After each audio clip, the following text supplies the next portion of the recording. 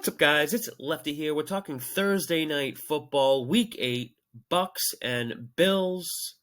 Buffalo getting a lot of the bets and money. And this line is actually back to where it originally was on the look-ahead line. Look-ahead line, which is a bettable line before the games this past Sunday, had Buffalo -9 or 9.5. We see Buffalo lost to the Patriots, and then it opened back up -7.5. Some of the sharp books here are actually moving to -10. Buffalo, great example of how injuries can impact teams. I feel like most casual bettors only react to QB injuries or star player injuries and kind of underestimate the importance of defensive players and lineman injuries. Bills were without two key defensive linemen in Ed Oliver and Daquan Jones, and their best second-level guy in Matt Milano. Sure, the backups are NFL players, but NFL and teams are basically, they're a business. Teams don't have studs backing up starters. They cost too much money. So in a lot of cases, you have big drop-offs from talent, from starters to backups. And the Patriots attacked those backups, really. Mac Jones had his best game of the season and had success passing to tight ends. Buffalo struggled defending the screens and the short passes. Another thing about injuries, too, the Patriots lost their two best defensive players in Matthew Judon and Christian Gonzalez, but those injuries happened 3 weeks ago. So their replacements now have 4 starts under their belt, so the absence of those key players or key starters are a lot lessened now. And speaking of injuries, Buffalo will be without tight end Dawson Knox, who's having wrist surgery. This is probably going to force Bills offensive coordinator Ken Dorsey out of that double tight end look, or 11.5 personnel, as it's been referred to. I've talked a lot about that this season. This will likely force Buffalo to revert back to more 3 wide receiver sets, which they ran almost exclusively last season. This might actually be a blessing in disguise, though, this week versus Tampa Bay, because the way you want to attack Tampa Bay is spread them out and force them to cover beyond the second level.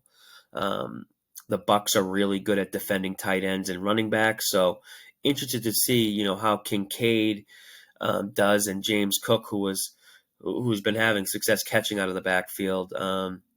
It's really downfield where you want to attack this Tampa Bay defense. Diggs voicing his displeasure with the pace of play with the offense, the way it's operating at. Never one to be quiet there, Stephon Diggs. The big question really for me in this game is, can Buffalo generate pressure against Tampa Bay? Ed Oliver officially has a big questionable tag on him. He's been limited at practice the past 2 days. He'd be a huge boost. Baker's been struggling a lot under pressure. Tampa Bay lost to Atlanta, but a lot went right there for Tampa Bay for it to be, end in a 3-point loss. Tampa Bay was outgained by 1.2 yards per play. Bucs defense gave up a ton of yards to the air, allowing 9.4 yards per pass.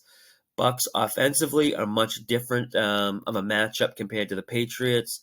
Bucs don't really have that screen game or short passing game that Buffalo has struggled defending since the secondary injuries and the Milano injury. Bucs are becoming a team I kind of want to fade here.